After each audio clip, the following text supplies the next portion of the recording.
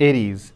For Aries ascendant, Sun in Gemini will be in the 3rd house. This is your 5th lord going in the 3rd house, and this is going to give you the power to express your communication skill, your communication style, your communication pattern will be full of energy, vitality and enthusiasm. The Sun also gives you a chance to travel and travel for your career, your business.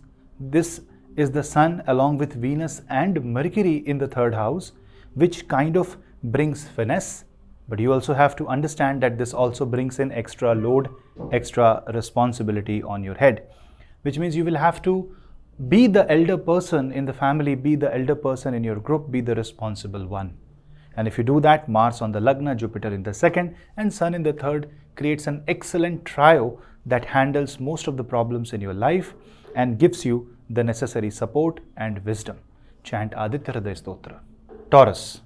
For Taurus, Sun transit in Gemini will be in your 2nd house. This is good for family. This is good for bringing people together. This is good if you are the head of the family.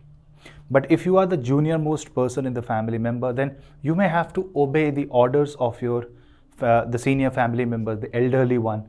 And even in the ranking, in the hierarchy of your career, you will see that someone might show their authority. Obviously, you should not tolerate any torture or any injustice, but in a proper structure of hierarchy, you may have to keep aside your ambition and aspiration and follow the rule book. If you do that, you will be in the right path. Now, control your expenses, focus more on savings, and eat right amount of food. Excess calories can hurt your health. Gemini. Now, in case of Gemini, Sun will be on your ascendant. This increases your aura, your personality, your influence. This also gives you a nice confidence, a nice fresh air where wherever you go, people love your presence. You have your positive solar plexus and this gives you confidence. But you will have to be careful that you should not be overconfident during this time, and you should not show, if things are going your way, you should not show authority unnecessary. You should not show display of unnecessary power. Otherwise, you will be termed egoistic and self-centered. Sun in the 1st house also means relationship with yourself. You will know more about your own nature, your own self, and this is the time great for improvement, especially on your physical well-being, on the mental well-being. Overall, this is going to be very good for you. Cancer. For Kark Lagna, Cancer ascendant, Sun transit will be in the 12th house. This can be a little difficult for people because this can, work on confidence, and sometimes you will feel high in confidence and suddenly something does not go your way and your confidence dips down. This wavy pattern of the confidence can, create a doubt in your mind. That doubt will convert into self-reflection, and sometimes this self-reflection will tell you all the loopholes so you can correct it. But on the other side, if your moon is negative in your birth chart, this can create a lack of self-confidence and this can force you into isolation. You will not try to speak with people. You will try to be lonely in one room. Don't do that.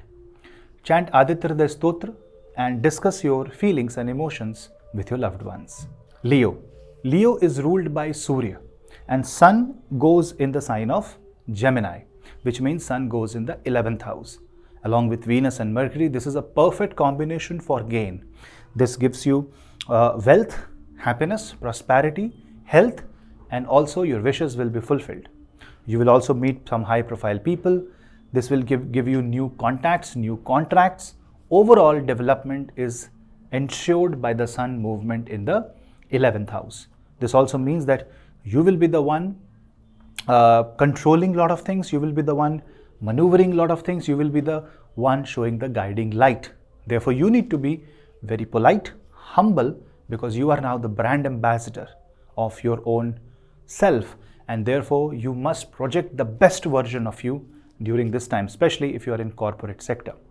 Sun aspecting 5th house also brings in some problems related to you and your children's connection. Try to improve that. Virgo. Now, in case of Virgo, Sun movement will be in the 10th house. 10th house also hosts Mercury and Venus. This means this is going to be a very power-packed kind of transit where it impacts your career in a positive sense. It brings back the chance of promotion. It gives you an opportunity to shift the job, maybe move different cities and countries, and explore something that is good for you. It is also the transit that will take away the comfort zone, which is good because success never comes in comfort zone, but puts you into a kind of a streamlined approach. The streamlining is very much necessary because if you are everywhere, then you will be nowhere. Chanting Aditya Hriday Stotra, waking up before sunrise, giving water to the sun, and doing Surya Namaskar are some of the ways by which you can, through your own karma, improve the sun in your birth chart. Overall, for you, it's a very good time, but a time of responsibility and hard work. Libra. Now, in case of Libra, the sun transit will happen in your 9th house. This is the time for guidance. This is the time to meet your guru. This is the time to find a mentor. This is the time to focus on learning more and more and going on an advanced level of life. One step up is the theme of this transit. The sun in the 9th house shows great possibility of higher learning, travel, tourism, or even mending the relationship with your father. This is also the time when a guru's light will come in your life and you will get the guidance, be it career, marriage, or any other areas of your life that where you are facing the problem. Because sun also aspects the 3rd house, this will force you to take certain initiative that aligns you with the dharma. So you are in the right track.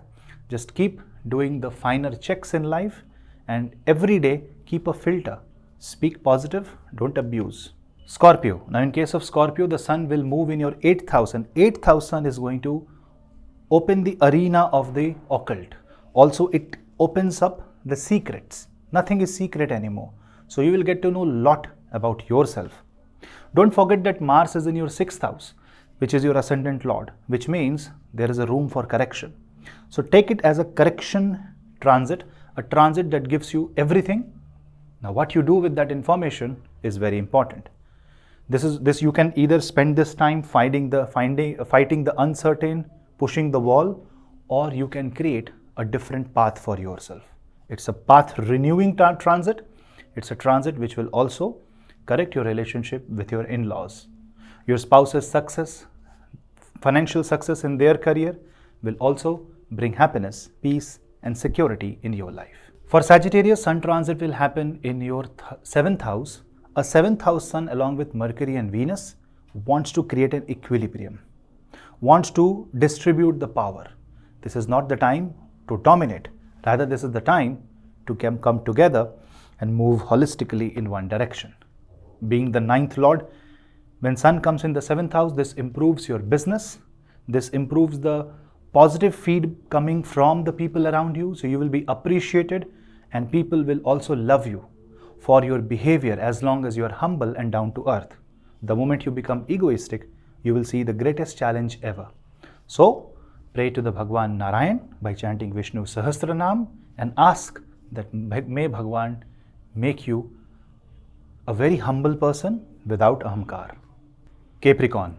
Now for Capricorn, the sun transit is very crucial. You know why? Because sun rules your 8th house and sun goes in the 6th house. There is Mercury, there is Venus. So this is a very healing transit. So if you want to take healing, if you want to absorb the positive energy, if you want to correct your life path, if you want to do some sadhana, if you want to correct your mistake, if you want to do pashyatap, prayashchit, this is the time. For penance, for meditation, for correction, for healing, for holistic sciences, for saying sorry, this is the time. Because sun in the 6th house will fight all odds of life and correct your path, take you away from the debt. But also, this is going to highlight your problems and pain areas which can rattle you. You may be an ignorant person not focusing on those areas. Sun in the 6th house is going to make it visible to you. So, take it positively and solve one problem at a time. For Aquarius, sun transit will happen in your 5th house. This is going to give you a lot of confidence, a lot of courage, a lot of willpower and give you positive vibrations. Doing Nada Brahma Pranayam will be extremely helpful. Doing the Om Pranayam will be very helpful. And if you focus on your solar plexus chakra, you will feel more confident, centered and peaceful.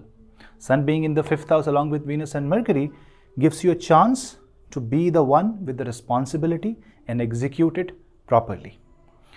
But you have to be a student and allow the life to teach you. For Pisces, Sun transit will happen in the 4th house. 4th house Sun is a midnight sun. It may not be the happiest of the sun, but what it shows is that people who are working in the real estate sector, lighting sector, interior designing, construction, automobile sector will see the great boost in their career, because Sun will aspect the 10th house. But it also means that people working in the night shift may feel some health issues. You will be more active during the night, and that can hurt your health, especially your sleep cycle can be disturbed. The relationship with your mother can go a little bit bad, so don't bring ego, don't fight, try to be humble and polite, especially with your surroundings. This also means that you will be too eager to change and find and explore what makes you happy. Nothing wrong, follow the passion, but keep things simple and practical and humble and grounded.